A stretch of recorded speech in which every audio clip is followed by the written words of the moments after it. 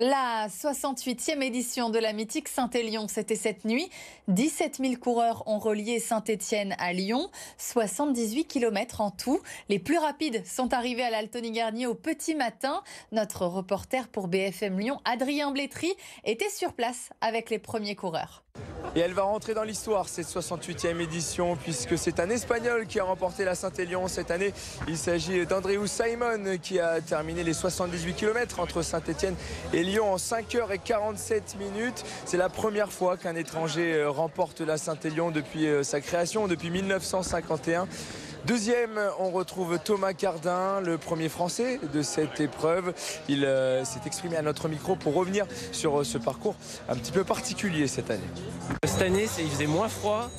On a eu beaucoup de brouillard, donc le brouillard gênait beaucoup la visibilité parce que la lampe frontale ne permet pas éclaire le brouillard et du coup on perd en visibilité. Et puis sur la fin de parcours, énormément de boue parce que beaucoup de gens étaient passés, je pense qu'il a beaucoup plu aussi.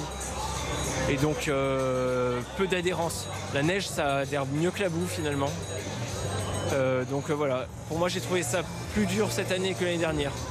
Et cette année, plus de 17 000 personnes ont participé à cette Saint-Élion dans les monts du Lyonnais. Des dizaines de milliers de personnes qui ont jusqu'à 16h30 pour arriver à la halle Tony-Garnier pour tout simplement être comptabilisés comme participants à cette 68e édition.